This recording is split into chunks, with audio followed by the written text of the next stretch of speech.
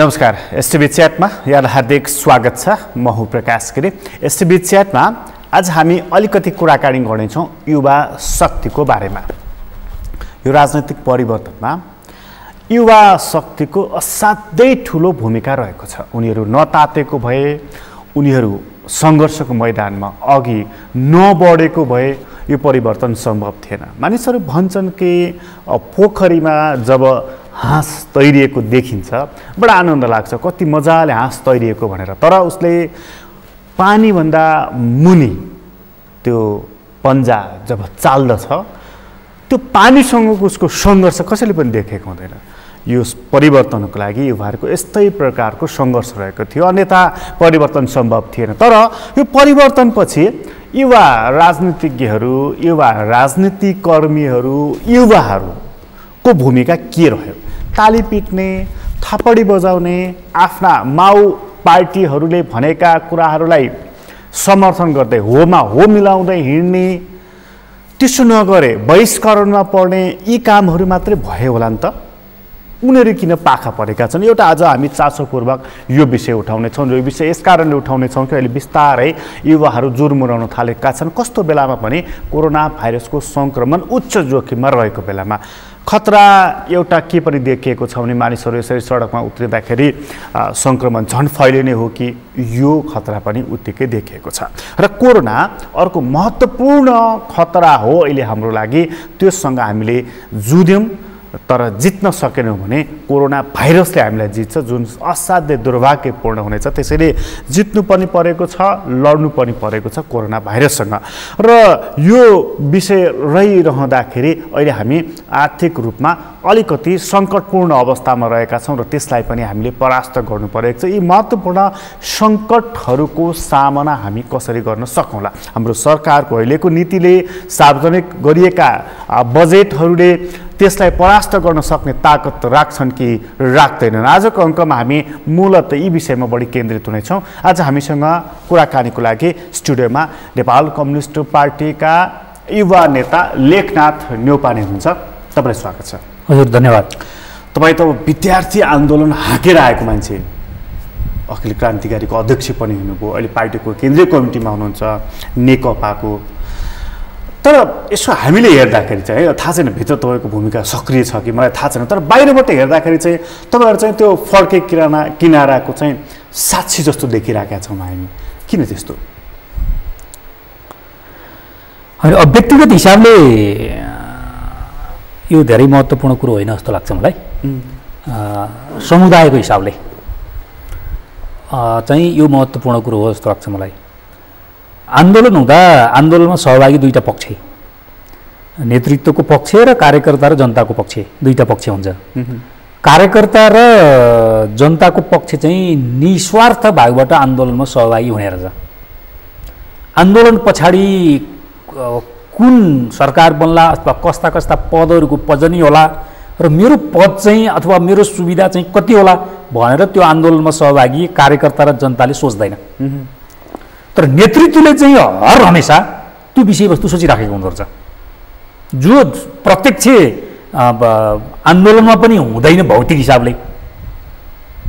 र उनले सोचिराखेको कुरो के हुँदछ भने आन्दोलन पछाडि मेरो पोजिसन के हुन्छ, मेरो सेवा र सुविधा के हुन्छ, मेरो पद के हुन्छ भन्ने विषयवस्तु चाहिँ उसले हरदम सोचिराखेको हुँदोरहेछ। यो दुईवटा फरक भएको हुनाले जसले निस्वार्थ भावले आन्दोलनमा लागेको हुन्छ त्यसले हिसाब किताब धेरै गर्ने कुरो पाएन। जसले हिसाब किताब धेरै गर्छ त्यसकै बढी दौडधुप हुने कुरो त विज्ञान छ फेरि नै। एउटा यो पक्ष छ जस्तो लाग्छ तपाईँले उठाएको समुदायको कुराकानी गर्दा, युवा समुदायको कुराकानी गर्दा। दोस्रो, हाम्रोमा चाहिँ यो राजनीतिको स्कुलिङ नै कस्तो भयो भन्नु होला भने विज्ञता र तपाईँको खोज गर्ने, आलोचनात्मक चेतमा चाहिँ समग्र स्कुलिङ गर्ने राजनीतिमा छैन। पार्टीको समग्र कार्यक्रम खोज अनुसन्धानमा केन्द्रित हुने र पार्टीका नेता कार्यकर्ताहरूलाई आलोचनात्मक चेतमा विकसित गर्ने राजनीतिको स्कुलिङ मर्यो, जसको कारणले गर्दा ठिक के हो बेठिक के हो, कसले ठिक गरेर राखेको छ त्योसँग कसरी सहकार्य गर्ने, कसले बेठिक गरेर राखेको छ त्योसँग कसरी सङ्घर्ष गर्ने भन्ने विषयवस्तु हामीभित्र मृत प्राय भयो। त्यसकारण गलत चिज तपाईँको चाहिँ हावाहुरीसहित भइराखेको छ। सही चिज त्यो हावाहुरीले चेपेको चेपै, बढारेको बढारै, लखटेको लखटै छ। दोस्रो यो कारण हो जस्तो लाग्छ मलाई। तेस्रो, राजनीतिको संस्कृति पनि हामीसँग बलशाली भएन। राजनीतिको संस्कृति भन्छ नि, राजनीतिको संस्कृति पनि हामीसँग बलशाली भएन कि मैले यो किन भनिराखेको भने व्यक्ति विशेषले गरेका कमजोरीहरूलाई व्यक्ति विशेषकै रूपमा बुझ्ने हामीसँग संस्कृति छैन। एकातिर किन हामी त्यसो गर्दैनौँ भने व्यक्ति विशेषलाई हामी एक्सन पनि लिँदैनौँ संस्थागत हिसाबले, एउटा त्यो कारण पनि छ। दोस्रो चाहिँ हाम्रो समाजले पनि केलाई मानक बनाइराखेको छ भने जसले अलिकति बढी तडक भडक गर्छ, जसले पैसाको अलिकति छेलेखेलो गर्छ, जसले अलिकति फुर्ती फार्ती लाउँछ, त्यो चाहिँ सफलताको मानक जब समाजभित्र स्थापित हुन खोज्छ तपाईँले भनेको जस्तै हुने हो। यी तीनवटा मूलभूत समस्याहरू देख्छन् र यो जो आन्दोलनमा चाहिँ युवा पुस्ता सहभागी भयो र आन्दोलन पछाडि ऊ अलिकति किनारीकृत भयो, मेरो विचारमा यी कारणहरू हुन् जस्तो लाग्छ मलाई। अब यही तडक भडकवालाहरू यही कस्मेटिक कुराहरू गर्ने अनि आन्दोलनलाई कसरी लक्ष्यमा पुर्याउने भन्नुभन्दा अथवा समाज बदल्नुभन्दा म बदलिएर त्यो पद चाहिँ कसरी हासिल गर्छु भन्ने यही सोचका विरुद्ध होइन आन्दोलन, यही सोचका विरुद्ध होइन क्रान्ति। त्यो क्रान्ति किन आज यसरी ओइलायो, मुर्झायो हो? अब यहाँ कस्तो हुन थाल्यो भने हामीले गर्न नसकेको कारण या जति पनि कामहरू गरिराखेका छौँ त्यो कामहरू पारदर्शी नहुने र अविश्वासिलो हुने कारणले परिवर्तनभन्दा अगाडिकै व्यवस्थाहरू पो ठिक हो कि या अहिलेको हामीले जे परिवर्तन भनिराखेका छौँ त्योभन्दा अगाडिकै शासन र शासकहरू पो ठिक हुन् कि भन्ने कोणबाट समाजमा बहस हुन थाल्यो। यद्यपि समाज विकासको क्रममा पछाडि फर्केर होइन कि बढ्ने चाहिँ अगाडि हो भन्ने कुरो नै हामीले पढेको, हामीले पढेको त त्यही हो, जाने पनि अगाडि नै हो, किनभने बाटो खोज्ने अगाडि नै हो, पछाडि फर्केर होइन। त्यसकारण विगतका चाहिँ व्यवस्थाहरू, विगतका चाहिँ व्यवस्था सञ्चालकहरू ठिक थिए भन्ने तर्कतिर जसो जान खोजेको छ त्यसलाई हामीले रोक्नुपर्छ र अगाडि जाने बाटै खोज्नुपर्छ। त्यो विगततिर मान्छे किन फर्किनु थाल्यो भन्दाखेरि जब जस्तो हुन्छ नि, तपाईँ हामी जस्तो जङ्गलमा हिँड्यौँ भने हिँड्दै गयो गयो गयो घना जङ्गलमा पुगेपछि बाटो भोलियो, तपाईँसँग डाइपल पनि छैन, बाटो देखाउने पथ प्रदर्शक पनि छैन, बाटो भोलियो। त्यसपछि हाम्रो बुढापाकाहरूले अवलम्बन गरेको आफ्नै सिद्धान्त छ नि, बाटो भोलियो भने बाबु पुरानै ठाउँमा फर्क है जहाँबाट तिमीले यात्रा गरेका थियौ भन्छन् नि। अब हामी पुरानै ठाउँमा फर्किनु पर्ने ठाउँमा पुग्या हो। त्यो चाहिँ अलि अर्को युगको कुरो थियो त्यो, किनभने आज त विज्ञानले यति धेरै विकास गर्यो, बाटो हरायो भने गोजीको कम्पास निकालेर हेर्ने र त्यसपछि बाटो पहिल्याएर अगाडि बढ्ने नै हो। तर त्यो कम्पास हेर्ने मान्छे चाहिँ कस्तो छ भन्ने अर्को महत्त्वपूर्ण कुरो। कम्पासको सियोले उत्तर जतातिर देखाइराखेको छ, मैले भनेपछि मान्न पर्छ यसले त दक्षिण रेखा छ भनेर लिडिरिपी गर्न थालियो भने या ज्ञान नभएको विषयवस्तुमा ज्ञान भएको अभिनय गर्न थालियो भने बर्बाद हुन्छ। यो कम्पास केही पनि होइन, महत्त्वपूर्ण कुरा हो भने चाहिँ हो। हाम्रोमा यो समस्या अलिअलि देखिन खोज्यौ, नजानेको विषयवस्तुमा जानेको गरी नाटक गर्ने, बोल्ने, दुनियाँलाई भ्रमित गर्ने, त्यो विषयवस्तुले कुनै योगदान र सङ्गठित चाहिँ अब परिणाम दिँदैन, त्यही विषयवस्तुमा फर्जुल खर्च गर्ने, समय या स्रोतको खर्च गर्ने, यो दिशातिर हामी अब राज्यको नेतृत्व गर्ने चाहिँ व्यक्तित्वहरू, प्रशासनको नेतृत्व गर्ने व्यक्तित्वहरू त्यतातिर अलिकति अग्रसर हुन खोजेको हो कि भन्ने भान बढ्न थाल्यो। त्यसकारण त्यो कति बेला त्यो अभिमान पलाउँछ, कति बेला मैले बोलेँ जस्तो मैले अस्ति सुने प्रधानमन्त्रीले बोलेको कि नेपालीहरूको स्ट्यामिना बलियो छ भन्दा मलाई बडा खुसी लाग्यो कि प्राइम मिनिस्टरको मुखबाट त्यो सुन्दाखेरि। तर त्यसको पछाडि तथ्य के छ भन्दा प्रधानमन्त्री भन्नुहुन्छ मैले भने नि इनफ। नेपालीमा तपाईँले भने जस्तै पुरानो एउटा उखान छ, कौडा खेल्दाखेरि नमारे पनि जङ्गेले भनेपछि मार्यो भन्ने हुन्थ्यो अरे,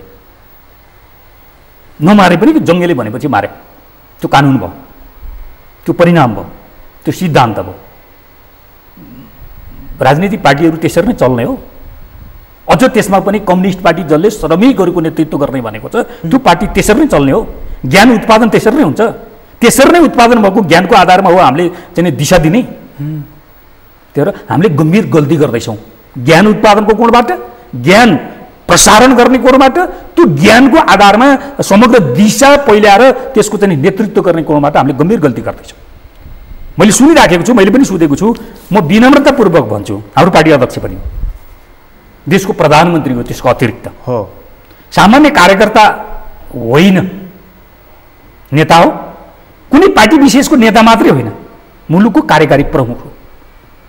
उहाँले बोल्दिने कुरोको धेरै ठुलो अर्थ हुन्छ, नकारात्मक या सकारात्मक। उहाँले बालुवाडारमा बोल्दिनु हो यो फ्याटिए र बोसिए तत्त्व भनेर। उहाँले कुन प्रसङ्गमा कसरी बोल्नुभयो, तर त्यसले बाहिर सार्वजनिक हिसाबले कार्यकारी प्रमुखको त्यो जुन संस्थागत मान्यता छ त्यसलाई कमजोर बनायो। हाम्रो पार्टीको अध्यक्ष जो संस्था हो त्यसलाई कमजोर बनायो। त्यसले तल केन्द्रित गर्ने भन्दा विकेन्द्रित गर्ने र हामीमाथि हमला गर्ने एउटा विषयवस्तु थियो। अस्ति संसदमा त्यही कुरो बोल्नु हो। यत्रो चाहिँ तपाईँको चाहिँ समस्या चाहिँ एकपछि अर्को आएको छ, अपारदर्शिताको समस्या आएको छ होइन। तपाईँको चाहिँ अब हामीले चाहिँ जे टेस्ट गरिरहेका छौँ चाहिँ सङ्क्रमणको त्यो टेस्टले चाहिँ गलत रिपोर्ट दिएर चाहिँ दैलेख जस्ता जिल्लाहरूमा महामारी फैलिराखेको छ। यो स्थिति छ। त्यो प्रति हाम्रो स्थिति जे हो त्यही भन्ने हो नेताहरूले, प्रधानमन्त्रीले, मन्त्री। हामीसँग स्रोत छैन भने हामीसँग स्रोत छैन, त्यसकारण व्यक्तिगत हिसाबले चाहिँ अलिकति सतर्कता अपनाऊ भन्नुपर्छ। त्यो पारदर्शिता भनेको। हामीसँग स्रोत छ तर जनशक्ति छैन भने त्यो कुरो पनि जस्ताको तस्तै भन्नुपर्छ। त्यो पारदर्शिता भनेको होइन। स्रोत छ, जनशक्ति छ, तर हामीसँग कार्यक्षमता छैन भने, हामीसँग कार्यक्षमता नपुग्ने समस्या आयो भनेर त्यो पनि जस्ताको तस्तै भन्नुपर्छ। त्यो हो लोकतन्त्रमा पारदर्शिता भनेको। तर हामीले त के भन्ने हो भने हामीले चाहिँ अदुवा खान्छौँ, हामीले बेसार खान्छौँ, उहाँ चाहिँ तातो हावा चाहिँ हिमालमा नठोकिँदै चिसो भएर चाहिँ हाम्रो स्टामिना बढा छ भनेर संसदमा 10 मिनट चाहिँ बोलिएपछि त्यसले विषय केन्द्रित हुन्छ, त्यसले समस्या समाधान गर्नको निम्ति मुलुक एकीकृत हुन्छ, हुँदैन। म तपाईँलाई अर्को गम्भीरतापूर्वक अर्को विषयवस्तु जोड्छु। यो मेरो कुनै एकदम खिसी टिउरी होइन, यसले मुलुकलाई अगाडि लैजान भन्ने मात्रै कुरो हो। सरकारको सञ्चार मन्त्री प्रवक्ता पनि हुनुहुन्थ्यो। एउटा चाहिँ लेनदेनको केसमा उहाँको नाम जोडियो, प्रमाणित भएको छैन, त्यो पछाडि आउला त्यो कुरो। 70 करोडको विषयवस्तु आयो हो। त्यो आउनुभन्दा जस्ट 2 दिन अगाडि काभ्रेमा हाम्रो प्रधानमन्त्रीले बेप्रसङ्गको विषयवस्तु बोल्दैन। तुलोको एकातिर यो मान्छे हाल्दा र तुलोको अर्कोतिर राजनीतिका सबै मान्छे हाल्दा काभ्रेमा यसै के तुलो तल लच्किन्छ, यस्तो हो यो मान्छे भनेर बोलिदिनु हो। त्यसको 2 दिनपछि त्यो मुद्दा सार्वजनिक भयो। प्रधानमन्त्रीले बोलेको विषयवस्तु कहाँ गएर ठोक्यो? त्यसले के प्रभाव पार्यो त नि पार्टी आन्दोलनमा? त्यसले के प्रभाव पार्यो राजनीति संस्कृतिमा? त्यसले के प्रभाव पार्यो त नि हाम्रो मुलुकका चाहिँ ठुल्ठुला मान्छेहरूले बोल्ने र त्यसको सम्बन्धको बारेमा? हामीले ख्याल गर्नुपर्छ पर्दैन? मेरो चासो कहाँ हो भने यसले मुलुकको नेतृत्व हुँदैन, यसले पार्टीको नेतृत्व हुँदैन, यसले मुलुकभित्र देखिएका चाहिँ सङ्कटहरूको सही समाधान दिने हैसियत राख्दैन। मेरो कुरो त्यता हो। कम्युनिस्ट पार्टीमा चाहिँ जब यस्ता खालका विवादहरू भन्नुहोस्, राम्रो प्रशंसा पनि विवाद पनि भन्नुहोस् न, आयो भनेदेखि विवाद आयो भनेदेखि त्यसलाई छानबिन गरेर निमिट्यान्न पारिन्छ कि त्यसलाई कार्पेट मुनि चाहिँ जुन धुलो बढार्दै बढार्दै बढार्दै लगेर ढोकाको छेउमुनिको कार्पेट मुनि हालेर छोपेर सफा छ नि भनिन्छ? होइन, यो पार्टीको बारेमा धेरै बोल्न मन छैन मलाई। किनभने कम्युनिस्ट पार्टी जब सामन्ती संस्कृतिबाट चल्न थाल्छ त्यसको बारेमा कति बोल्ने? सामन्ती संस्कृति किन मैले भनेको भने सामन्ती संस्कृति भनेको नजानेको विषयवस्तु जानेको गरी बोल्ने कुरो त सामन्तहरूले हो नि, फुइलाउने होइन। जनताहरूलाई बोलाउने, जमिनदारले बोलिदिन्छ, जमिनदारले बोलिदिएपछि जे बोले पनि त्यो चाहिँ सही भयो। प्रजाहरूले होइन, रैतीहरूले त्यसको बारेमा प्रश्न उठाउन पाउँदैन थिए। त्यही हो सामन्ती संस्कृति भनेको। आज पार्टीभित्र सामन्ती संस्कृति हुने, त्यो पनि अझ कम्युनिस्ट पार्टीभित्र चाहिँ सामन्ती संस्कृतिले चाहिँ नेतृत्व गर्ने, अनि त्यसपछि त्यो पार्टीको बारेमा कति बोल्ने? खैर, तै पनि सामान्य प्रशासन दैनिकी काम सरकारले आफ्नो स्वतन्त्रतापूर्वक गर्छ, उसको क्षेत्राधिकारको कुरो। तर महत्त्वपूर्ण मुद्दाहरू, राष्ट्रिय अन्तर्राष्ट्रिय महत्त्वपूर्ण मुद्दाहरू जति बेला चाहिँ मुलुकको अगाडि देखा पर्छन् त्यसको हल सरकारले गर्नुपर्छ। सरकारले त्यसको बारेमा पाइला चाल्नुभन्दा अगाडि नीतिगत निर्देशन पार्टीबाट लिनुपर्छ। यही हो चाहिँ पार्टी र सरकार चल्ने तरिका। तर आज पार्टी कहाँ छ थाहा छैन। पार्टीभित्रका कुनै कमिटीहरूको चाहिँ औपचारिक बसाइ छैन, छलफल छैन। जनतामा के प्रभाव परेको छ, विरोधीहरूमा के प्रभाव पारेको छ, होइन गैर राजनीतिक युवाहरूमा के प्रभाव परिराखेको छ आज हाम्रो पार्टीको नेतृत्वको सरकारले गरेका तिनै तहका सरकारले गरेका कामहरूको बारेमा कोही समीक्षा छैन। त्यो एकदमै बिग्रिएर खत्तम भइसक्दा पनि वा क्या राम्रो छ भन्नेहरू मात्रै तपाईँको चाहिँ पार्टीका प्रतिनिधि र सरकारका प्रतिनिधि हुने हो भने हामी बर्बादीका चाहिँ ढोका नजिकै पुगिराखेका छौँ। म फेरि पनि भन्छु, जस्तो तपाईँले અહીં एउटा प्रसङ्ग ल्याउनु भएको थियो, हिजोबाट युवाहरू सडकमा निस्किए। हामीले के भन्न सुरु गरिसक्यौँ भने गणतन्त्र विरोधी भन्न सुरु गरिसक्यौँ। यो तरिकाले यो मुलुकको नेतृत्व हुन्छ, कारबाही गर्छौँ भन्ने पनि थालिसक्यो। गणतन्त्र विरोधी, सत्तामा जान नपाएका पूर्व माओवादीहरू या त्यो चाहिँ तराजु पार्टी या अनेक थरी। यसरी हो त यो चाहिँ युवाहरूले गर्ने सम्बोधन। युवाहरूले सिर्फ शैली केही बदल्नु पर्ला, त्यो कुरो सही छ। हामी सबैले सचेतना अपनाऊ, किनभने कोरोना संक्रमण भर्खर प्रवेश भएको छ हाम्रो समाजमा। यस्तो बेलामा ठुल्ठुला जमघट हुने विषयवस्तुबाट त्यो खतरा अरू बढेर जाने सम्भावना हुन्छ। सबै आन्दोलनकारी युवाहरू यो विषयवस्तु गम्भीरतापूर्वक लिनुपर्छ। मैले हिजो विराटनगरको आन्दोलन हेरेँ, त्यहाँ कम्तीमा चाहिँ यो भौतिक दूरी कायम गरेको मैले देखेँ। तर पोखरा काठमाडौँमा यो एकदमै ठुलो कमजोरी भएको छ। तर विषयका हिसाबले जे हामीले चाहिँ कोरोना परीक्षणका निम्ति विधि अपनाइराखेका छौँ त्यसले हामीलाई नतिजा खराब दियो। त्यसका नतिजा सही दिने विधि प्रयोग गर भनेको यति नै हो। र खर्च पारदर्शिता गरी गर, खर्च नगर। खर्च नगर पाउनुहोस् भने होइन, हो खर्च गर तर पारदर्शी ढङ्गबाट गर। आखिर यो विषयवस्तु त स्वयं सरकारले पनि उठाइराखेको विषयवस्तु, स्वयं पार्टीले पनि उठाइराखेको विषयवस्तु, त्यही विषयवस्तु अलिकति शैली फरक भयो होला। अघि पनि भने मैले कार्पेट मुनि लगेर त्यो फोहोर थुप्रो लगाएर माथि कार्पेट राखिदिने, सफा पार्ने कि फोहोर्ने जस्तो ओम्नी समूहको कुरा आयो। औषधि खरिद गर्दाखेरि म दुईटा कुरा भन्छु। गोकुल बासुराजीको केस तपाईँले भनि नै हाल्नुभयो। अहिले सेनाले ल्याएको औषधिको कुराको बारेमा पनि यत्रो ठुलो प्रश्न उठेको छ। यसको काहीँ छानबिन हुनु पर्दैन? मैले दुईटा मात्रै कुरो भनेको। मैले पारदर्शिताको कुरो अलिकति अगाडि भनिसकेँ। छानबिनका निम्ति दुईटै कोणबाट छानबिन गर्नुपर्छ। एउटा, राज्यमा रहेका प्रतिनिधिहरूको बारेमा प्रश्न उठाइसकेपछि राज्यले बनाएका संरचनाहरू जसले त्यसको अनुसन्धान गर्छ, जस्तो अख्तियार अनुसन्धान आयो, त्यसले अनिवार्य चाहिँ अनुसन्धान गर्नुपर्छ। त्यसले स्वतन्त्र विवेकले पनि अनुसन्धान गर्नुपर्छ। राज्यले त्यसलाई चाहिँ निर्देशन गरेर पनि त्यसले अनुसन्धान गर्नुपर्छ एकातिर। अर्कोतिर हामी त पार्टीका प्रतिनिधि भएर चाहिँ राज्यका चाहिँ नेतृत्वको तहमा गएका छौँ नि। सबभन्दा पहिला त पार्टीले टिकट दिएको हो, अझ त्योभन्दा अगाडि पार्टीले सदस्यता दिएको होला, पार्टीले हुर्काउँदै ल्याएको होला, पार्टीले टिकट दिएको होला, पार्टीको नाममा जनताले मतदान गरेका हुन् नि। त्यसो हो भने पार्टीको प्रतिनिधि राज्यको कुनै चाहिँ निकायमा अथवा भूमिकामा जाँदाखेरि उसको बारेमा प्रश्न उठ्यो, अपारदर्शिताको प्रश्न उठ्यो भने पार्टीले पनि त्यसको छानबिन गर्नुपर्छ। किनभने समाजमा दिनुपर्ने जवाब त, प्रत्यक्ष जवाब त पार्टीका तल्ला तहसम्मले हो नि। तर हाम्रोमा के भयो त भन्दा पार्टीमा छलफल हुने, पार्टीमा तपाईँको चाहिँ अध्ययन हुने, पार्टीमा अनुसन्धान हुने र पार्टीको तर्फबाट निस्कने रिजल्टलाई चाहिँ पार्टीभित्र छलफल गर्ने संस्कृतिलाई हामीले लगभग हत्या गरिदियौँ। एउटा यो कारणले समस्या भइरहेको छ। दोस्रो, मेरो विचारमा संस्थालाई बदनाम हुन नदिनका निम्ति, चाहे त्यो सरकारको संस्था होस्, चाहे प्रधानमन्त्रीको संस्था होस्, चाहे पार्टीको संस्था होस्, बदनाम हुन नदिनका निम्ति त्यहाँभित्र व्यक्ति विशेषका नाममा उठेका प्रश्नहरू व्यक्ति विशेषलाई अलिकति अन्याय हुन्छ भने पनि त्यो अन्याय चाहिँ जानी जानी गर्ने त होइन, तर अन्याय हुन्छ भने पनि एक्सन लिनुपर्छ। ऊ ठिक छ भने केही समयपछि ऊ रिभाइभ हुन्छ। कारण के भन्दाखेरि व्यक्तिको कारण संस्था बदनाम हुन्छ।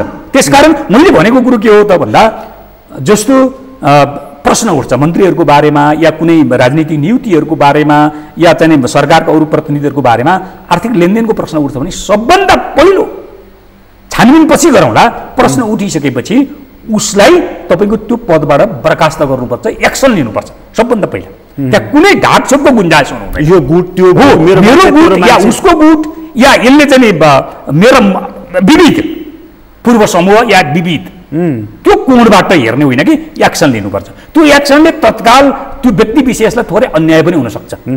तर त्यो पछि अनुसन्धानको क्रममा ऊ चाहिँ कमजोरी गरेको होइन भनिसकेपछि हामीले त्यसलाई फेरि फर्काउन सक्छौँ। व्यक्तिले थोरै अन्याय हुनसक्छ, तर संस्था बदनाम हुन नदिनेका निम्ति व्यक्तिले थोत्तरै अन्याय सहनुपर्छ। हामी त्यसो गर्छौँ त? गर्दैनौँ। जस्तो अब यही चाहिँ तपाईँको चाहिँ कोरोना सङ्क्रमणको बारेमा हामीसँग प्रश्न आयो, प्रश्न उठ्यो, प्रमाणित गर्ने कसले हो थाहा छैन, प्रमाणितै नगरिकन प्रश्नलाई चाहिँ हामीले चाहिँ डाइल्युट गर्ने हो कि त्यो पनि मलाई थाहा छैन। तर त्यसो गर्ने हो नि समाज रहँदैन। तपाईँले हामीले जे चाहिँ राजनीतिक स्थायित्व भनेका छौँ त्यो रहँदैन, हामीले जे डेलिभरी दिने भनेका छौँ त्यो दिन सक्दैनौँ। त्यस कारण जस्तो प्रश्न उठ्यो नि त, सुरुमै प्रश्न उठ्यो आज तपाईँको चाहिँ जनमानसमा चाहिँ सरकारप्रति या हाम्रो राज्यप्रति, हाम्रो परिवर्तनप्रति नकारात्मक धारणाको विकास कसरी भयो त? यो पछिल्लो घटनालाई मात्र हेर्ने हो भने यत्रो सङ्क्रमण छ, उनी समूह विवादमा तानियो नि त, तानियो कति हो होइन त्यो दोस्रो विषयवस्तु, तर विवादमा त तानियो। विवादमा तानिसकेको कुरो प्रमाणित त सरकारले पनि गर्यो। लाज ढाक्नका निम्ति लङ्गौटी के लाग्यो थाहा छैन मलाई, तर पछि ठेक्का रद्द त गर्यो नि, रद्द त गर्यो नि, केही न केही समस्या थियो भन्ने कुरो त बुझ्यो। तर लङ्गौटी के लाग्यो त्यो अर्को कुरो भयो। तर त्यसको बारेमा सरकारले खास केही पनि स्टेप लिएन। त्यसको नकारात्मक प्रभाव तल जाने पब्लिकमा परिराखेको छ। तपाईँको यो पछिल्लो तपाईँको चाहिँ आयो सेनाले खरिद गरेको त्यो मेडिकल मास र तपाईँको स्वास्थ्य विभागले खरिद गरेको चाहिँ मेडिकल मासको बारेमा थुप्रो रकमको अन्तर आयो। सेनाले 52 रुपियाँ 52 पैसामा प्रति गोटा खरिद गरेको देखिन्छ, स्वास्थ्य सेवा विभागले 15 रुपियाँ गोटा चाहिँ खरिद गरेको देखिन्छ।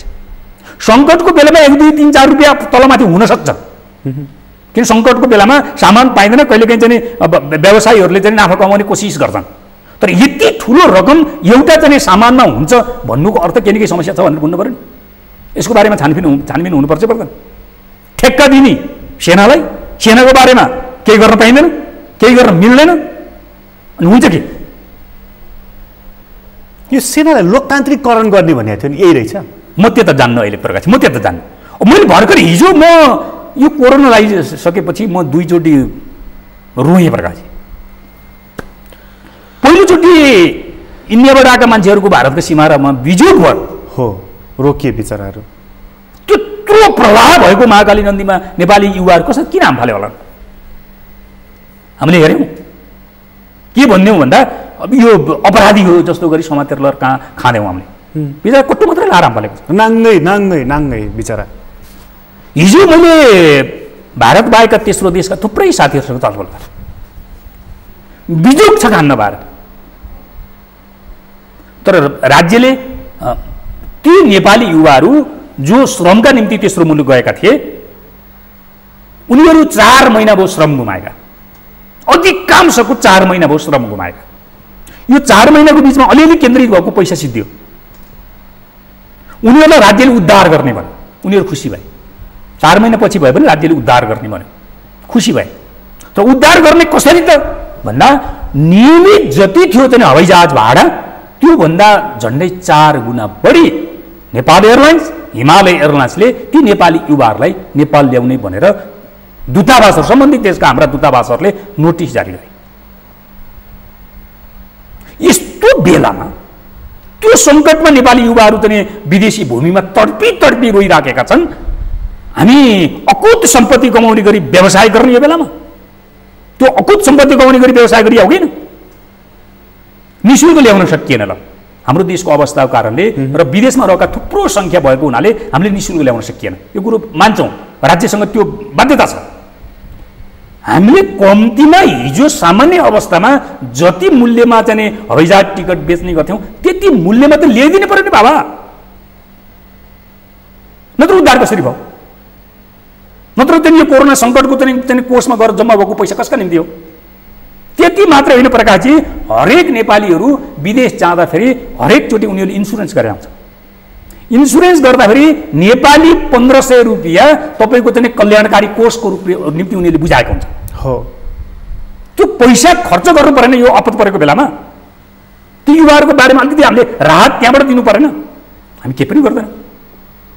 4 गुणा बढी हवाईजहाज भाडा तिरेर ती युवाहरू नेपाल आउन सक्ने स्थिति छैन। उनीहरू भन्दै छन् हामी के पागल हुने स्थितिमा छौँ कि आत्महत्या गर्ने स्थितिमा छौँ। मैले मलेसियामा कुराकानी गरेँ, हिजो चाहिँ मैले युएईमा कुराकानी गरेँ, साउदीमा कुराकानी गरेँ, कतारमा कुराकानी गरेँ, साथीहरूको हालत खराब छ। तर हामी यहाँ बकमबुसी चाहिँ गफ लगाएका छौँ र त्यसपछि हामी पुरै अब चन्द्रमामा पुग्न लागिसक्यौँ भन्ने गफ दिइराखेका छौँ। यसरी त यो परिवर्तन यो पार्टीहरू होइन यिनले जनतासँगको सम्बन्ध हामी चक्राचुर बनाउँछौँ, चक्राचुर बनाउँछौँ। यही अवस्थामा त पार्टीहरू असान्दर्भिक हुँदै जान्छन् नि। हो नि, यही तरिका हो नि। पार्टीका निम्ति मान्छे किन लाग्ने, किन भोट हाल्ने? मलाई थाहा छ, यसो भन्दै गर्दा त नलाग भन्न पनि आउँछ, प्रत्युत्तर आउँछ, मलाई थाहा छ। म व्यक्तिगत हिसाबले लाग्ने र नलाग्ने महत्त्वपूर्ण कुरो होइन। जति बेलासम्म निस्वार्थ भावबाट सहयोग गर्न सकिन्छ भन्ने लाग्छ, लागौँला।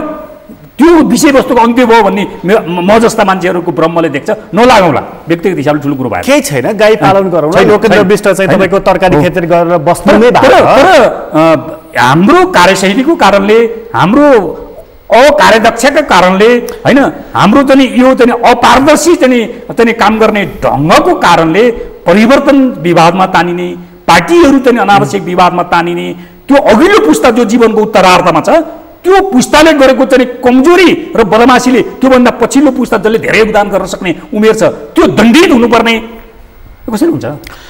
तपाईँ त माओको विचार पनि अलिकति अनुसरण गरेको मान्छे। माओले भन्नुभएको छ नि, होइन, पार्टीको क्रान्तिपछि एउटा पुस्ता आउँछ र त्यो प्रधानमन्त्रीले भने जस्तो बोसिएर फ्याटिया तत्त्व त्यसमा लाग्छ नि, त्यसपछि त्यसकै विरुद्ध आन्दोलन गर्नुपर्ने हुन्छ, क्रान्ति गर्नुपर्ने हुन्छ भनेर त माओले भन्नु नै भएको छ। त यता बिपीले पनि भन्नुभएको छ। भनेपछि त्यो तहमा अब आइपुग्यो हो त नेपालको राजनीति। म निष्कर्षको हिसाबले त्यो त अहिले म भन्दिनँ, तर हामीले गम्भीरतापूर्वक पार्टीभित्र छलफल गरेनौँ र सोचिएनौँ भने तपाईँहरू अहिले नेतृत्व गरिराखेको पुस्ता त बदनाम हुन्छ नै। तपाईँको कारणले हाम्रो पुस्ता बदनाम हुन्छ, मुलुक चाहिँ बर्बाद हुन्छ, सबै चिज एकैचोटि चाहिँ बर्बाद हुन्छ। हामीले खोजेको यही हो, तासको घर जस्तो यही हुन्छ, गर्ल्याम्म यही हुन्छ। यो त हामीले खोजेको होइन नि त। फेरि एकदमै यता जान खोजेको पनि त होइन नि त। एकदमै हामी त यो परिवर्तनपछि केवल राजनीतिक परिवर्तन मात्र होइन, सामाजिक परिवर्तन पनि त गरे हो नि त यो आन्दोलन। मेरो एउटै मात्र कुरो छ, आलोचना भन्दा पनि नजानेका विषयवस्तुहरू हुन्छन्, सिक्ने हो। कृपया विनम्रतापूर्वक, मलाई थाहा छैन भन्नु न। सबै विषयवस्तु एउटै मान्छेले जान्न सक्दैन, सिक्न सक्दैन, सम्भव पनि छैन। त्यो सिक्ने हो। सल्लाहकारहरू त्यही इमान्दारितापूर्वक काम गर्ने राख्ने हो कानुन अन्तर्गत। उनीहरूको चाहिँ सल्लाह अनुसार हामी अगाडि बढ्ने हो, एउटा कुरो। दोस्रो कुरो, जहिले पनि पारदर्शी ढङ्गबाट विषयवस्तु राख्ने हो। सङ्कटको बेलामा त पारदर्शितामा अलिकति पनि दायाँ बायाँ गर्नु हुँदैन।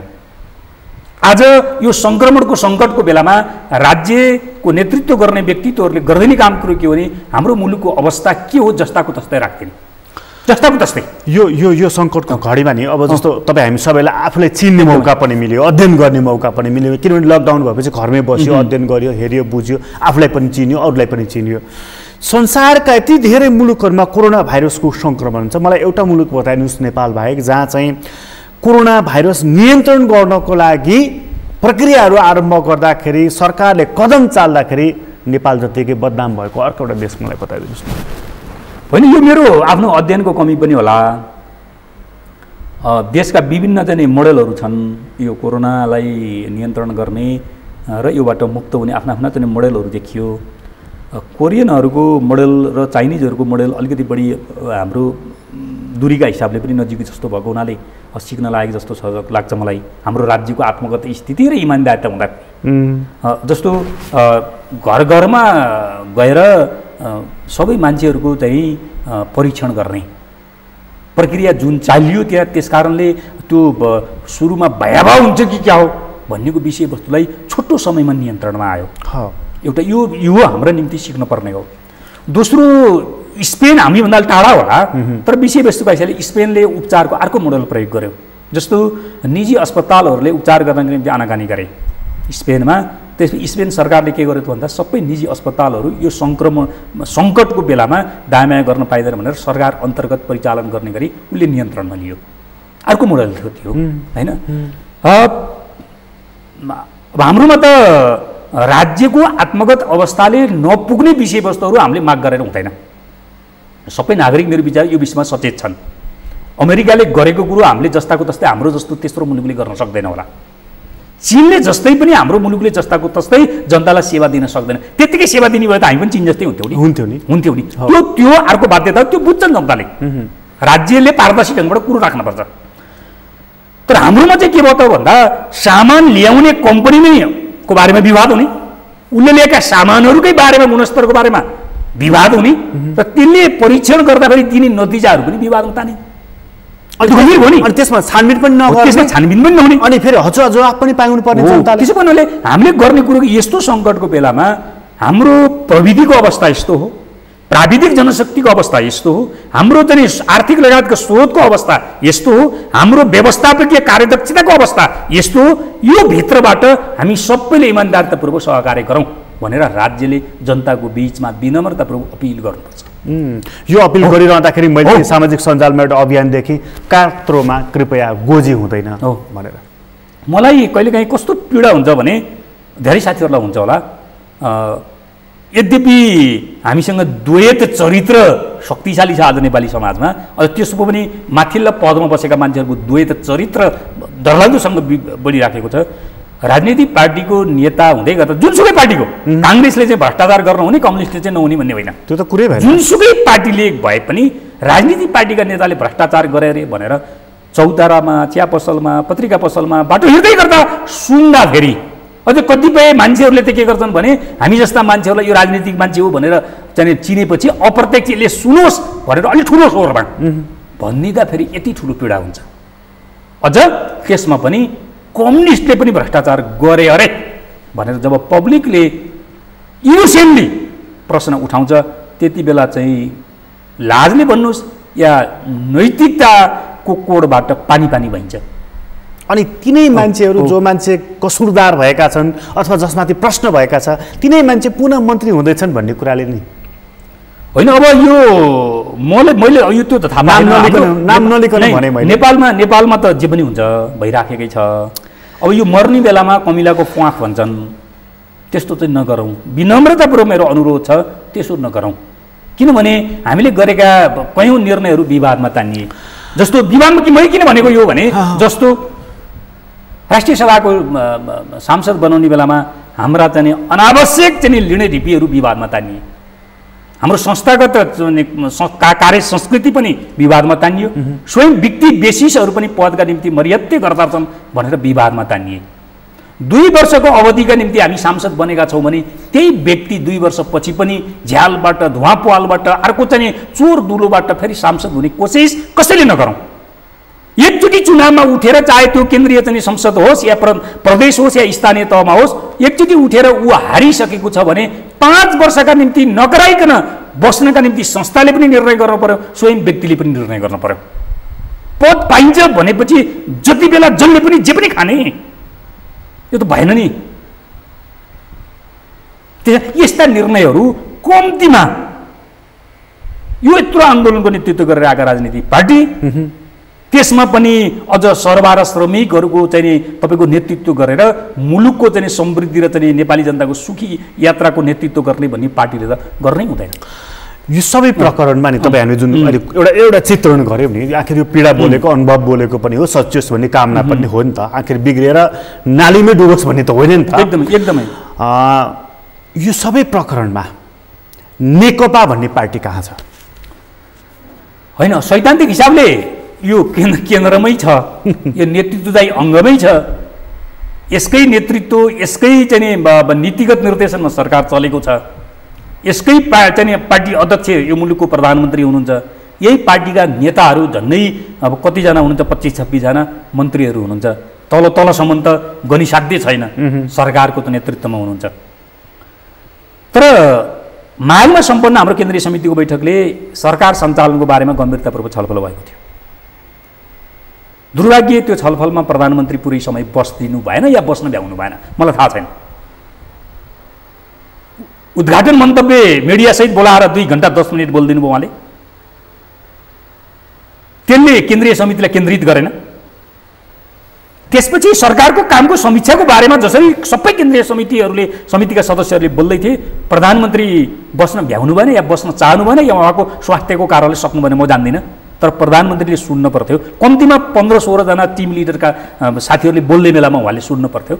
त्यति बेला गम्भीरतापूर्वक सरकारको कामको बारेमा, तिनै तहका सरकार, केन्द्र सरकारको मात्रै कुरो होइन, तिनै तहका सरकारको कामको बारेमा छलफल भएको थियो र एउटा निष्कर्ष के निस्किएको थियो भने तिनै तहका सरकारहरू पार्टीको संयन्त्र बनाएर नीतिगत निर्देशनमा सञ्चालन गर्ने, राम्रा कामहरूलाई पार्टीको माध्यम मार्फत जनताको बिचमा लैजाने, स्थापित गर्ने र त्यसको अरू आकार विस्तार गर्ने, नराम्रा कामहरू सरकारले मतलब जनताले गरेका अपेक्षाहरू, जनताले उठाएका प्रश्नहरू, जनताले उठाएका आलोचनाहरू चाहिँ केन्द्रित गरेर फेरि करेक्सन गर्नका निम्ति पार्टी कमिटी मार्फत सरकारमा केन्द्रित गर्ने, फेरि यो का निम्ति पार्टीले संयन्त्र बनाउने भनेको थियो। भइदियो के भने दुर्भाग्य, भइदियो के भने पद नपाएकाहरूले या आकाङ्क्षीहरूले पद खोजेर अंश खोजेर आकाङ्क्षीहरू चाहिँ सल्बलाए भन्ने ढङ्गबाट टिप्पणी भयो। अहिले आएर अहिले परिणाम हेर्ने हो भने कतिपयले पद पनि त पाए नि त। हो, त्यसो भएर नाम लिउँ, ठिकै छ, अहिले व्यक्तिगत हिसाबले त्यतातिर नजाउँ भन्ने भन्छु मैले। त्यसो भएको हुनाले अझै पनि हामीसँग समय छ। नै आलोचनाको पछाडि चाहिँ केही आकाङ्क्षा राखेर पनि गरिँदो रहेछ भन्ने कुरा पनि बुझ्यो। अनि त्यो कुरो सही हो, त्यो कुरो सही हो, त्यो पनि राम्रो भएन होइन। त्यो पनि किनभने द्वैत चरित्र भयो नि, त्यो द्वैत चरित्र। मैले जे भनिराखेको थिएँ, म भ्रष्टाचारको विरुद्ध कुराकानी गर्छु, तर भ्रष्टाचार गर्ने ठाउँ आयो भने चाहिँ मर्यादै गर्छु भने चाहिँ द्वैत चरित्र भएन भनेको त्यही हो नि। त्यसो भएको हुनाले अब हाम्रो सरकारले, तिनै तहका सरकारले, त्यही त यो पार्टीको समीक्षा गर्दाखेरि चाहिँ तपाईँले बडा महत्त्वपूर्ण कुरा गर्नुभयो, संयन्त्र बनाएर चाहिँ होइन एउटा निदान गर्ने। नै त्यो संयन्त्रको काम फेरि प्रश्न भनिएको छ कि डे टु डेको प्रशासन सरकारले गर्ने चाहिँ काम कारबाहीहरू, दैनिक काम कारबाहीहरू, दैनिक निर्णयहरूको बारेमा संयन्त्रले धेरै चासो राख्नु जरुरी छैन, तर मूलभूत नीतिगत निर्देशन, राम्रा कामहरू पार्टी मार्फत जनताको बिचमा लैजाने र स्थापित गर्ने, त्यसले पार्टीलाई अरू लोकप्रिय बनाउँछ। सरकारले गरेका कामहरू कयौँ चिजहरू अपुग भएका छन्, आलोचना भएका छन्, करेक्सन गर्नुपर्ने छ, त्यो तल चाहिँ सङ्गठित भइरहेको छ, त्यसलाई पार्टी कमिटी मार्फत सरकारमा ल्याउने, त्यो संयन्त्रमा ल्याउने र त्यो संयन्त्रले समीक्षा गरिसकेपछि सरकारले त्यसलाई फेरि करेक्सन गरेर अगाडि बढ्ने। योभन्दा वैज्ञानिक चिज अरू के हुन्छ? यसको मतलब के नेकपा पार्टीलाई, सरकारलाई लोकप्रियता चाहिएको छैन? होइन, हामीले समाजवादको यात्रा भनेका छौँ। समाजवादको यात्रा मार्क्सले मार्क्सकालीन समयमा भनिएको बल प्रयोगबाट हामी डिभिएट भएका छौँ र विकल्प खोज्नुपर्छ भन्ने ठाउँमा आएका छौँ। विकल्प भनेको लोकप्रिय जनमत प्राप्त गर्ने र कानुन या संविधान संशोधन गर्दै समाजवादको यात्रा तय गर्ने होला। जब हामी लोकप्रिय जनमत प्राप्त गर्छौँ, कानुन संशोधन गर्ने अथवा संविधान संशोधन गर्ने तहमा हामी लोकप्रिय हुन्छौँ, त्यसलाई अरू लोकप्रिय बनाएर समाजवादतिर जाने वातावरण बनाउने हो यसको खास मकसद। तर हामी यो लोकप्रिय जनमतलाई हाम्रो आफ्नो कामको कारणले, आफ्नो कार्यशैलीको कारणले, हाम्रो दैनिकीको कारणले के गरिराखेका छौँ भन्दा अलोकप्रिय बनाइराखेका छौँ भनिसकेपछि त समाजवादको यात्रा समेत डिरेल हुने भयो। जो मात्रात्मक परिवर्तनबाट गुणात्मक परिवर्तनतिर जाने यो तरिका भनेका छौँ हामीले। समाजवादको यात्रा डिरेल भयो भनेपछि जाने यात्रा चाहिँ कुन हो? पुँजीवादको हो कि सामन्तवादको हो कि होइन? हामी सामन्तवादमा त जाँदैनौँ, सामन्तवादी संस्कृति त हामीभित्र जब्बर छ नै, तर राजनीतिक हिसाबले र व्यवस्थाका हिसाबले सामन्तवादतिर हामी जाँदैनौँ। तर हामीभित्र अब के हुन्छ भने दलाल पुँजीवाद जो सङ्गठित भइराखेको छ यो शक्तिशाली हुन्छ। दलाल पुँजीवादले गर्ने काम के हुन्छ? यदि हामीले चाहिँ समाजवादको यात्रा ठिक ढङ्गबाट नेतृत्व गर्न सकेनौँ र यो प्रक्रियालाई निरन्तरता दिन सकेनौँ भने एकातिर दलाल पुँजीवाद सङ्गठित हुन्छ र शक्तिशाली हुन्छ, निर्णायक हुने खतरा हुन्छ। अर्कोतिर त्यसको राजनीतिक प्रतिबिम्बन कहाँ हुन्छ त भन्दा तपाईँको चाहिँ फाँसीवाद, दक्षिणपन्थ पनि हो। फाँसीवाद भनेको दक्षिणपन्थ हो नि, कहाँ चाहिँ प्रगतिशील हुन्छ त फाँसीवाद? त्यही त होइन, फाँसीवाद भनेकै दक्षिणपन्थी हुन्छ। बाहिर नाममा के आउँछ थाहा छैन। हिटलरले पनि समाजवादको कुरो गर्थ्यो, राष्ट्रिय समाजवादको कुरो गर्थ्यो नि, होइन? तर ऊ फाँसीवादी थियो। यो त कुरो बुझेकै छैन, इतिहास सबैले पढेको छ। त्यसो त्यो हामीले यो समाजवादको यात्रालाई हामीले चाहिँ वर्तुलाकारमा अगाडि बढाएनौँ भने कि यो चाहिँ तपाईँको चाहिँ दलाल पुँजीवाद शक्तिशाली भएर उदाउँछ र यो आउँछ निर्णायक ढङ्गबाट, यसले पनि हामीलाई बर्बाद बनाउने भन्दा अर्को केही पनि छैन।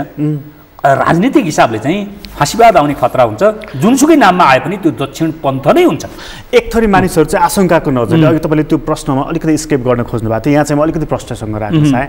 यो हाम्रो व्यावसायिक सेना थियो जसको काम चाहिँ हाम्रो संविधानले नै निर्दिष्ट गरेको छ, तपाईँ राष्ट्रिय सुरक्षा बल हो है भनेर उसले भनेको छ, फलानु फलानु फलानु काम गर्ने भनेर। त्यसलाई हामीले व्यावसायिक बनाइदियौँ नि। हिजो क्यान्टिन चलाउँदै थियो, चमेना गृह चलाउँदै थियो, पेट्रोल पम्प चलाउँदै थियो, फास्ट ट्र्याक बनाउन थाल्यो, ठेकेदारको रूपमा काम गर्न थाल्यो, आज औषधि खरिद गरेर ल्याउन थाल्यो। यसलाई हामी बिस्तारै अब राजनीतिमा नि ल्याउँ, अभ्यास गराउन थाल्ने हो। मलाई थाहा छैन यो नेतृत्वका साथीहरूले कसरी सोच्नु भएको छ, कसरी चाहिँ यो विषयवस्तु चाहिँ कार्यान्वयन गरेर राख्नु भएको छ। धेरै छलफल पनि भएको छैन, धेरै सार्वजनिक बहस पनि भएको छैन सेनाको बारेमा। धेरै सार्वजनिक बहस मैले बुझेको कुरो चाहिँ हाम्रा जस्ता देशहरूमा संसारभरि सेनाको काम भनेको सीमा सुरक्षा गर्ने, पहिलो र आधारभूत काम सीमा सुरक्षा गर्ने। हाम्रा जस्ता मुलुकहरूले सैन्य बलद्वारा सीमा सुरक्षा अन्तिम ढङ्गबाट गर्न सक्ने कति हो, त्यो आधारमा कति हो हामीलाई सैन्य शक्ति चाहिने, बिना पूर्वाग्रह हामीले छलफल गर्यो। यसो गर्दा सैन्य संरचना पनि आतिनु पर्दैन। राजनीतिक त अहिले जसले नेतृत्व गरेर राखेको छ त्यो पनि कोही आतिनु पर्दैन, होइन, कोही पनि आतिनु पर्दैन, एउटा कुरो। दोस्रो कुरो, सङ्कटको बेलामा चाहे त्यो द्वन्द्वको सङ्कट होस्, चाहे प्राकृतिक र अरू सङ्कटहरू हुन्, अहिलेको रोगको सङ्कट जस्तो, यस्तो बेलामा राज्यका सबै संयन्त्रहरूलाई एकीकृत ढङ्गबाट परिचालित गर्नुपर्छ नै, त्यो अर्को कुरो हो।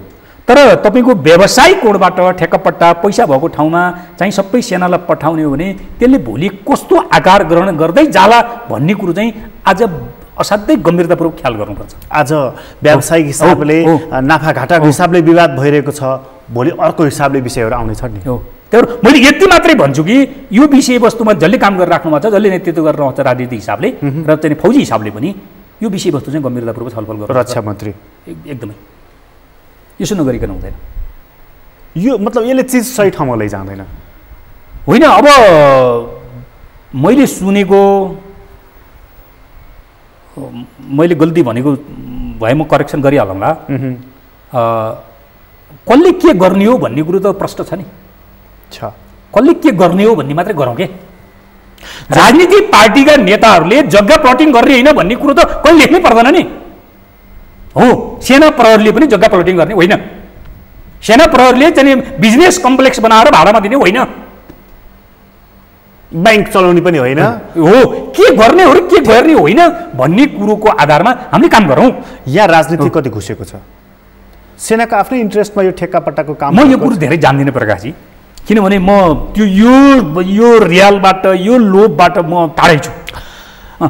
अस्ति सेनाको मूल काम भनेको त सीमाको रक्षा, यसमा डाउट छ? हो, एकदमै यसमा छैन, अन्तर्राष्ट्रिय मान्यता हो। तपाईँ हामीले पढेकै त्यही छ है। अब योभन्दा बढी फरक केही हिडन केही एजेन्डाहरू छन् भने माफ गर्नु होला, हामीलाई थाहा भएन।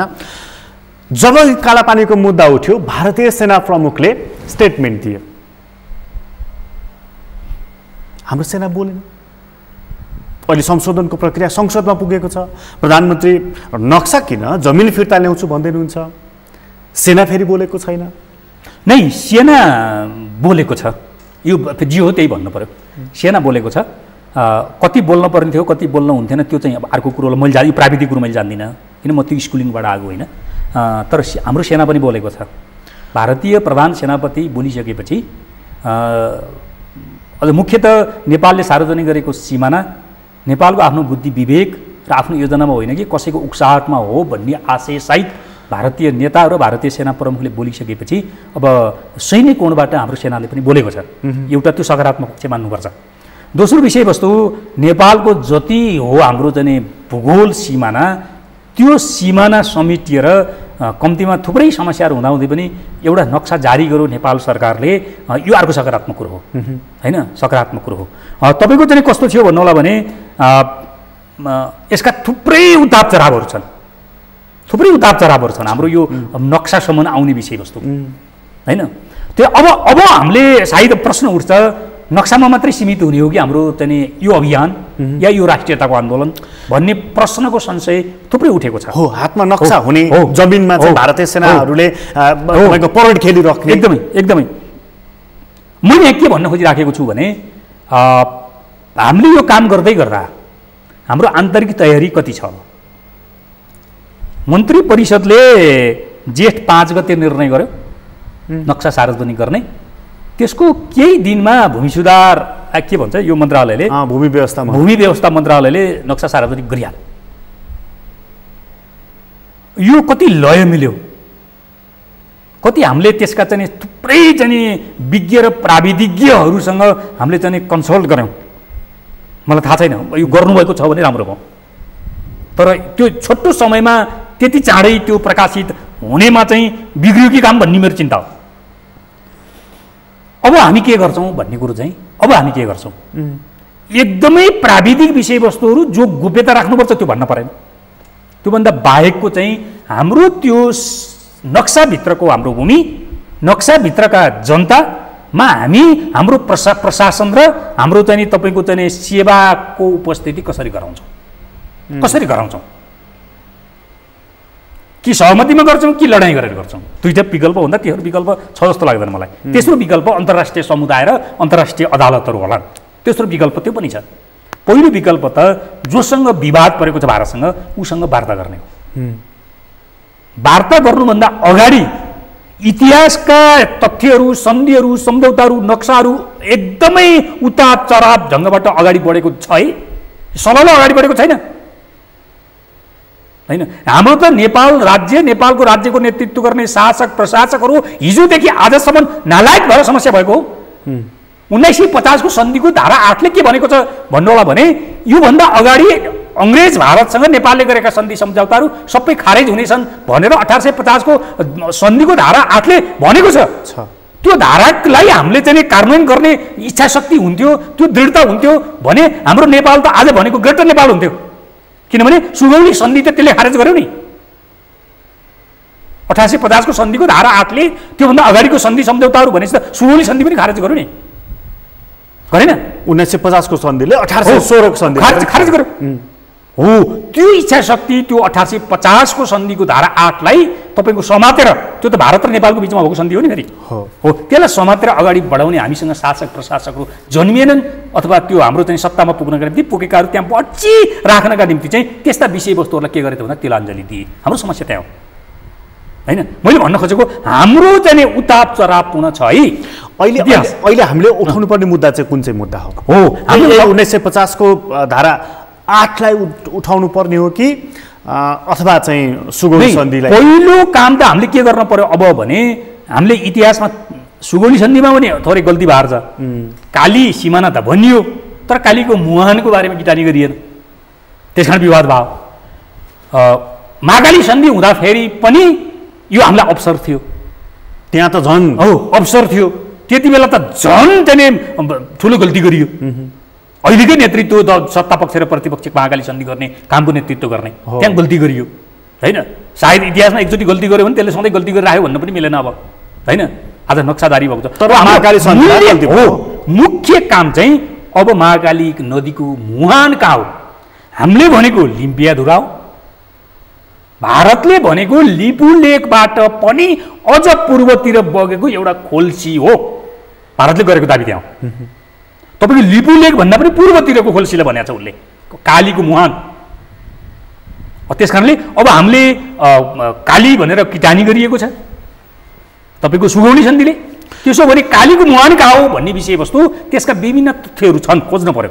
विज्ञहरू, प्राविधिज्ञहरू, त्यसका चाहिँ जानकारहरू, इतिहासकारहरू सबैलाई एउटा धैर्यतापूर्वक हाम्रो आफ्नो तयारी दृढतापूर्वक चाहिँ अगाडि बढाउन पर्यो र चाहिँ महाकालीको सन्धि निश्चित मतलब महाकालीको मुहान निश्चित गर्न पर्यो।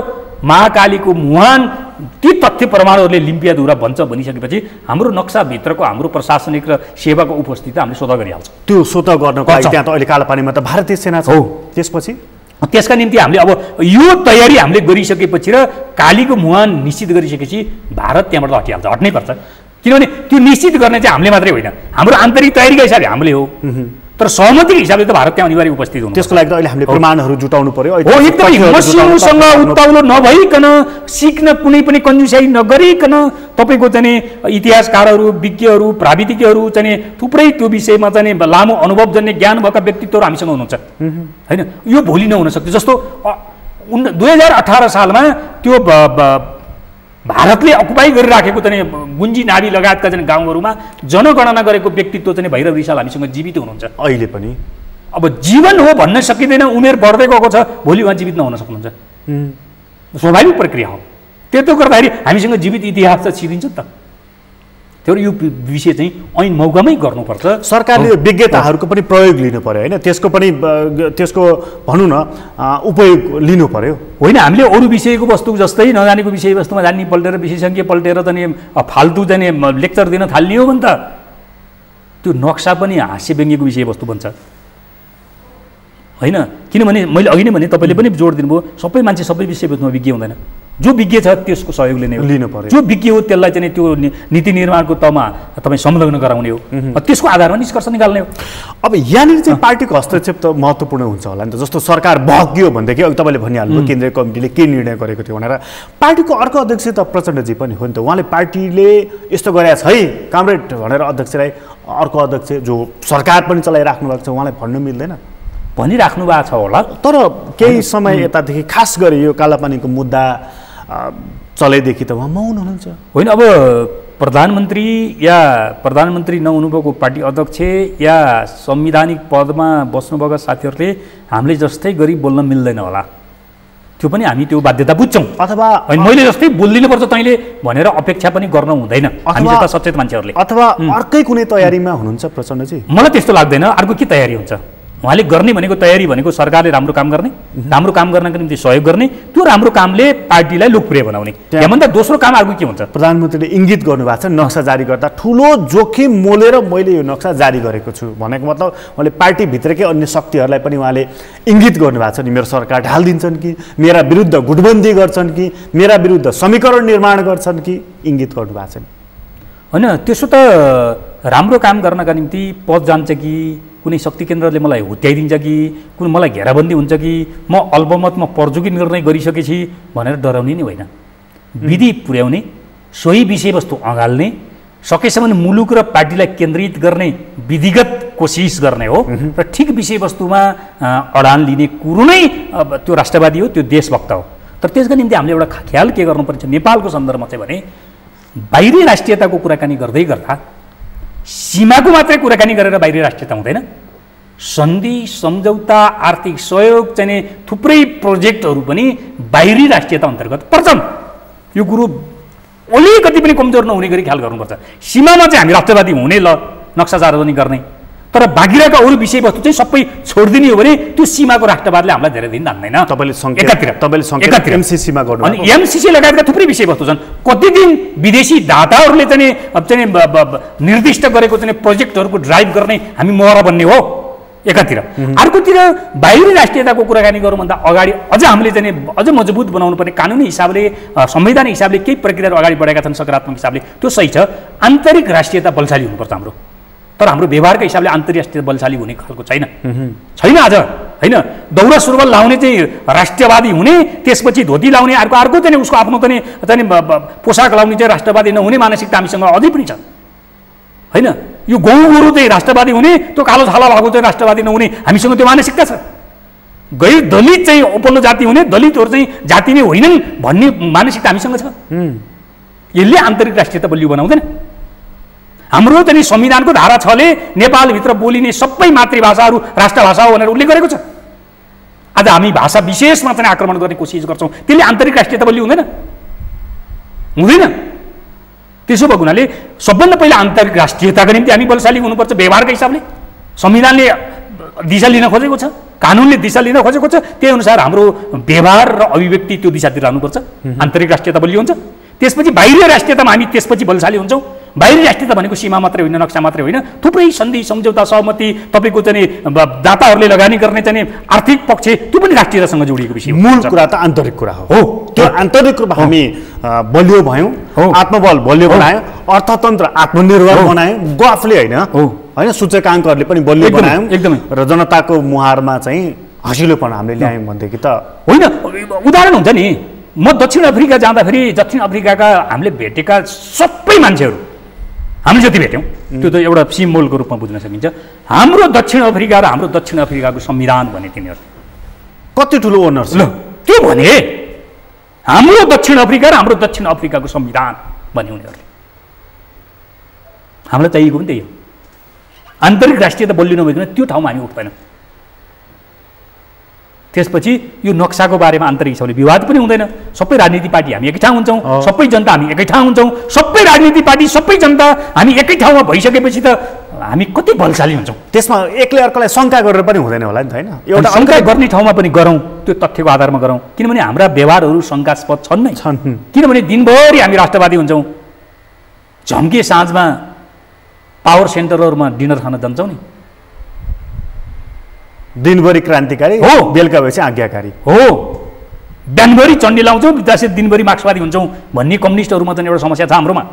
बिहानभरि चण्डी पूजा लाउने, दिउँसोपछि मार्क्सवादको प्रवचन दिन जाने, राष्ट्रवादमा नि कुरो छ। यो कुरा पनि चटक्कै देखिदिउँ। ओ हस्, तपाईँलाई धेरै धन्यवाद। हस्, धन्यवाद। आदरणीय दर्शकबिन, तपाईँलाई पनि धन्यवाद। आज हामीले कुराकानी गऱ्यौँ लेखनाथ न्यौपानेसँग। उहाँ नेपाल कम्युनिस्ट पार्टीको युवा नेता, केन्द्रीय कमिटीको सदस्य हुनुहुन्छ। उहाँसँगको कुराकानी अहिलेलाई यति नै। एसटिभी च्याटबाट म प्रकाश गिरीलाई बिदा दिनुहोस्। सगरमाथा टेलिभिजन हेर्दै गर्नुहोला। नमस्कार।